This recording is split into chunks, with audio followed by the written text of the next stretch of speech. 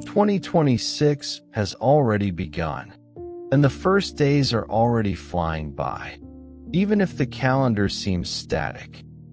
It started the exact moment you realized something needed to change, but you postponed it.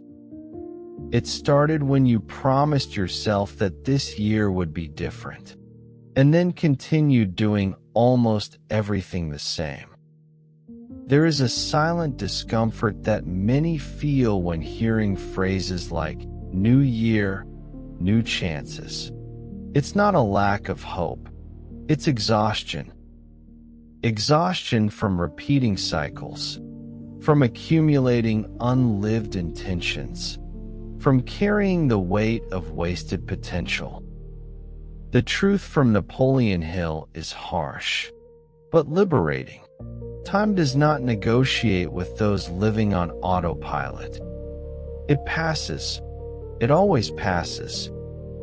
And while you wait for the right moment, these 7 invisible habits are shaping your destiny every single day. It's not grand, heroic decisions that define who you will be in 2026, but small behaviors repeated when no one is watching. Hill never spoke of success as a stroke of luck, but as the inevitable consequence of a trained mind. And training the mind begins by recognizing the habit that is holding you back right now. How many times have you blamed circumstances without realizing that your routine was the one in control? How many ideas stayed only on paper because you waited to feel ready? There is a type of failure that makes no noise. It's called constant postponement. And it is this silent failure that steals entire years from intelligent, capable people full of dreams. This is not a dramatic warning. It's an honest invitation. Either you change your habits while time is still in your favor, or you will spend the rest of 2026 explaining why you still haven't reached where you wanted to be. The question is not if the year will be different. The question is, will you be? If you felt this alert was for you, do not leave this video the same way you entered. Subscribe to the channel to shield your mindset and master your routine every day of this year. Leave a like right now if you accept the challenge of leaving autopilot today. It is a signal to yourself that 2026 will not be a repetition of the past. And to take the first practical step, I've left a gift for you. Click the link I've pinned in the first comment below. There, you will have access to the 1-minute prayer to activate your purpose. Time is running out. Choose to act. Now, let's move into the 7 habits that will transform your year. There is a habit that is rarely perceived as destructive because it disguises itself as prudence, as strategic waiting, as I'll think it over later. It is the habit of prolonged indecision. Napoleon Hill observed that successful people are not necessarily more intelligent, but they are faster to decide and slower to give up. Indecision creates a false sense of security, as if postponing would avoid a mistake, when in reality, it is merely avoiding movement. Every day without a clear decision strengthens doubt and weakens self-confidence. You start getting used to not choosing, and by the time you realize it, your life is being chosen by external factors. Other people's opinions, fear of judgment, momentary comfort.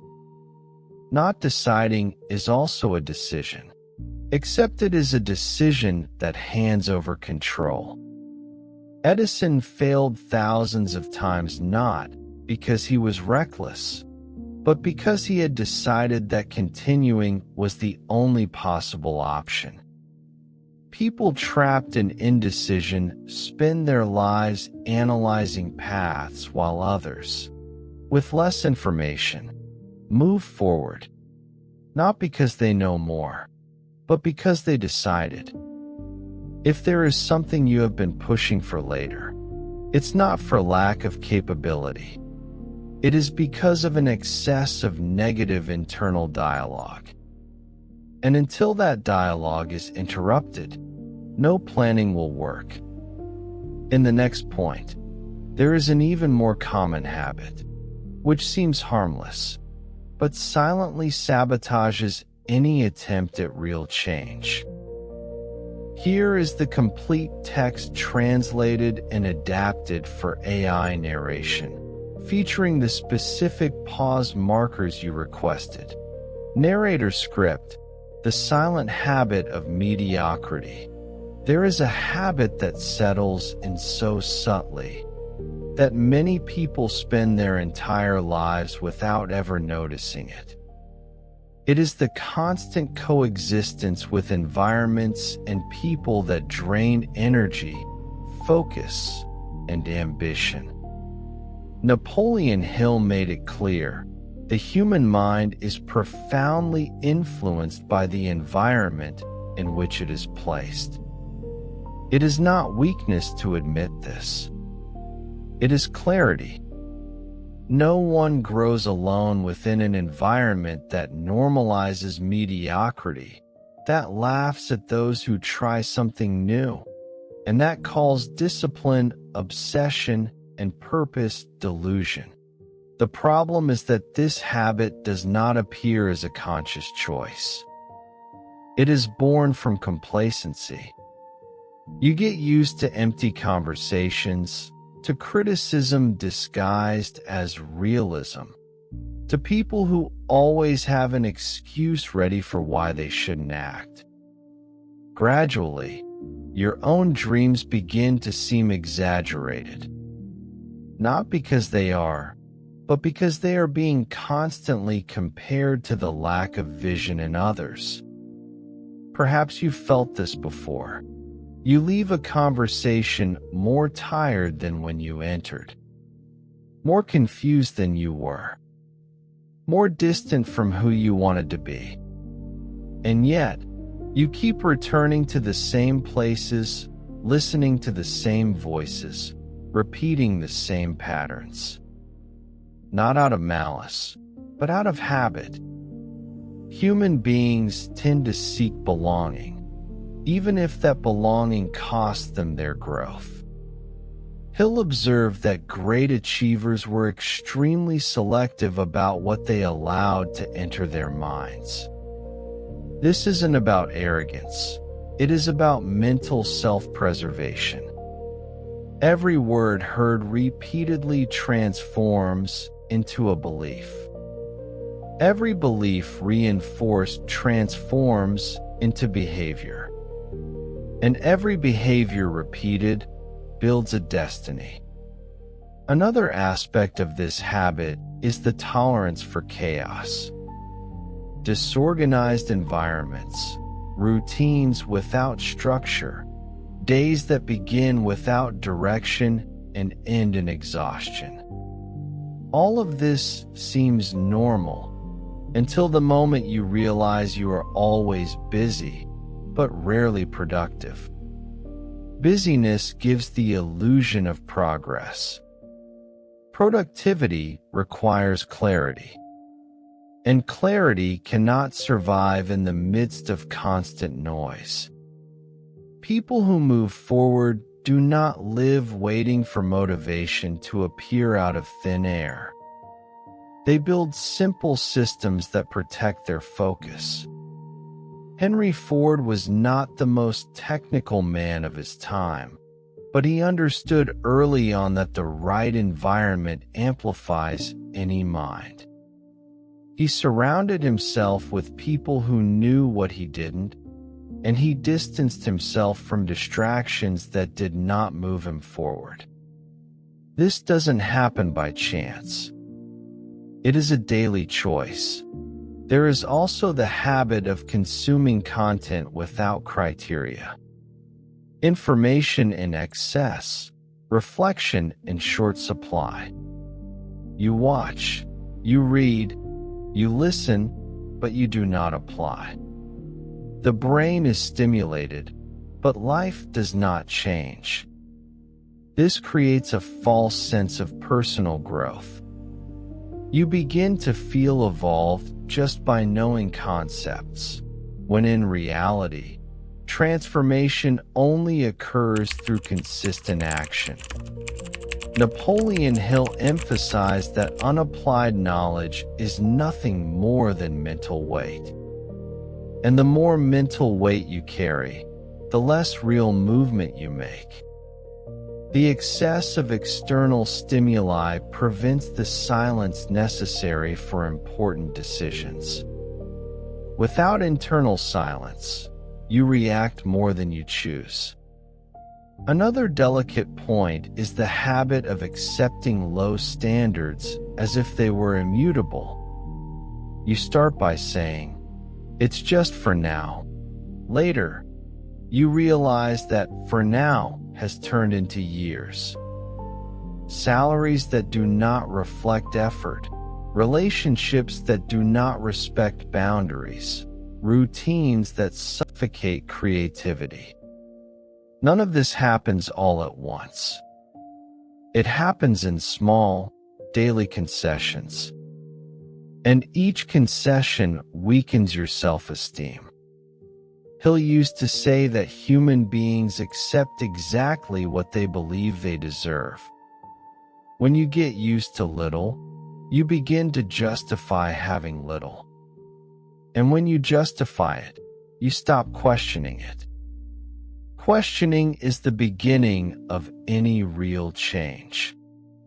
There is also the habit of confusing loyalty with self-abandonment. Staying in toxic environments for fear of appearing ungrateful. Staying near people who do not root for you out of a fear of loneliness. Silencing your opinions to avoid conflict. All of this has an invisible, but high cost. The cost of your identity. Bit by bit, you distance yourself from who you are just to fit into places that were never made for you. Napoleon Hill observed that successful people had one thing in common: clarity about who they were and about where they did not belong. They didn't waste energy trying to convince those who didn't want to understand. They used that energy to build. Perhaps the most important question here is, does your current environment bring you closer to, or pull you further away from, the person you want to become? If you stay exactly where you are, with the same influences, the same conversations, and the same stimuli, is it realistic to expect a different future? Growth requires, at some level, discomfort. It requires saying no. It requires choosing better, even if it means walking alone for a while. And that time alone, when used well, transforms into strength. But even when the environment changes, there is an internal habit that still prevents many people from moving forward. A silent, deeply rooted habit that acts inside the mind and depends on no one but you. That is what we are going to talk about next, and it is precisely where most people give up without even realizing it. There is an internal habit, almost invisible, that sabotages more destinies than any external circumstance. Self-sabotage disguised as self-protection. It appears as excessive caution, as a fear of making mistakes, as a constant need for approval. Napoleon Hill observed that many people do not fail for lack of talent, but for lack of internal permission to win. Deep down, there is a silent belief saying, maybe I'm not enough. Maybe I can't sustain success. Maybe it's better not to try. This dialogue doesn't emerge from nowhere. It is built over years by poorly digested experiences, repeated criticisms, and frustrated expectations. And when it isn't questioned, it begins to govern important decisions. This habit manifests in many forms. One of them is paralyzing perfectionism. You want to start, but only when everything is ideal. You want to move forward, but only when you have absolute certainty. The problem is, total certainty never arrives. While you wait, time passes, and other people, with less preparation, less analysis, and less fear, occupy spaces that could have been yours. Napoleon Hill did not advocate for irresponsible action, but for courageous action. He understood that growth happens in the process, not before it. Another aspect of self-sabotage is the habit of identifying too much with the past. You made a mistake once, and you begin to define yourself by that mistake. You failed at a project, and you start to believe that failing is part of your identity. This creates a dangerous cycle. You avoid new attempts so you don't confirm the negative narrative you've built about yourself. Hill observed that high achievers had a specific skill, learning from the past without living in it. They extracted lessons, not guilt. The past is a teacher, not a judge. There is also the habit of comparing your own behind the scenes with everyone else's stage. You see results, but you don't see the process. You see achievements, but you don't see the difficult nights, the doubts, the adjustments, and the failures. This constant comparison generates a sense of permanent delay. It weakens your confidence and reinforces self-sabotage. Napoleon Hill warned that every person has their own rhythm of maturation. When you measure your value by someone else's progress, you lose your internal reference. Another deeply limiting habit is emotional procrastination. It isn't just delaying tasks. It is delaying difficult conversations, important decisions, necessary changes. You know what needs to be done, but you avoid the momentary discomfort. In the short term, this seems to bring relief. In the long term, it generates anxiety, guilt, and stagnation. Hill described procrastination as a silent thief of opportunities. It builds a life of almost tried, almost changed, almost went beyond. A life of almost is a life of unlived potential. There is also the habit of not taking total responsibility for your own results. Blaming the government, the economy, your family, or your past may even have some basis in reality, but when this becomes a pattern, it strips away your power to act. Responsibility is not guilt. It is power. When you accept that, even with limitations, you can still choose your attitudes, habits, and responses. Something changes internally. You stop waiting for a rescue and start building an exit. Perhaps the most delicate point of self-sabotage is the fear of growing and losing connections. Unconsciously, some people keep themselves small so they don't bother others, so they don't seem different, so they don't distance themselves from those who stayed behind. This fear creates an invisible lock. True growth always requires redefinitions. Some relationships adjust, others end. This is part of the process. Breaking with self-sabotage requires daily awareness. It is the constant practice of observing thoughts, questioning beliefs, and acting despite the fear.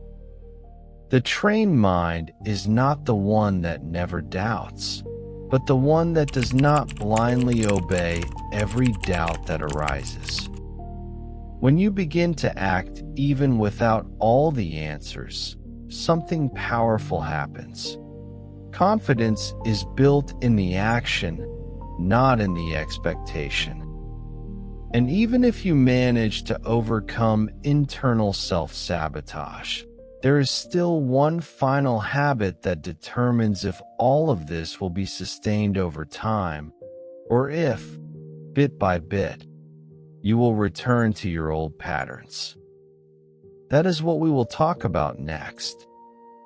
And it is the divider between those who start and those who truly continue. There is a final habit that definitively separates those who merely feel inspired from those who build real change over time. The lack of conscious consistency. Many people believe the problem lies in motivation, when in fact, it lies in the absence of a daily commitment to small actions aligned with a clear purpose. Napoleon Hill observed that success is not born from emotional peaks, but from repeated decisions made even when enthusiasm fades. The human mind loves the beginning, the initial impulse, the sensation of novelty. The challenge starts later, when no one is watching, when results haven't appeared yet, and when giving up feels more comfortable than continuing. Inconsistency usually disguises itself as flexibility. You tell yourself you'll resume tomorrow, that today was an exception, that you'll make up for it later. The problem isn't failing for one day, but turning exceptions into the pattern.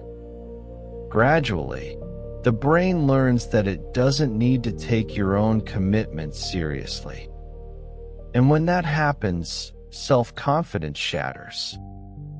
Napoleon Hill reinforced that every broken promise to yourself diminishes your willpower. Not because you are weak, but because you are training your mind not to trust your own decisions. Consistency is not extreme rigidity. It is coherence between what you say and what you do, most of the time. Another aspect of this habit is the lack of a definite purpose to guide daily choices. Without clarity of direction, any distraction seems justifiable. You start many things, but sustain none of them. You change plans easily, not out of strategy, but out of mental fatigue. Hill argued that a clear purpose acts as an anchor on difficult days. It doesn't eliminate obstacles, but it gives meaning to the effort. When you know why you are doing something, it becomes easier to endure temporary discomfort. Without this why, every challenge feels like a sign that you should stop. The absence of consistency also manifests in how you handle setbacks. Many people abandon a path entirely because they failed once. They think in terms of all or nothing. Either they do it perfectly or they quit. This mindset is one of the greatest saboteurs of progress. Napoleon Hill understood that growth is cumulative. One wrong step does not erase the previous ones. The problem is not falling. It is using the fall as a justification for not getting back up. Consistent people are not those who never fail, but those who resume the fastest. There is also the habit of constantly seeking new techniques, new methods, and new ideas, without giving any of them time to mature. This creates a cycle of excitement and abandonment. You get excited, you start, you face a difficulty, and you switch. The mind stays busy, but life does not move forward. Hill observed that sustained focus in one direction is more powerful than scattered effort in many. Improving a little every day in the same direction generates results that look extraordinary in the long run. The extraordinary, almost always, is just the ordinary, while repeated.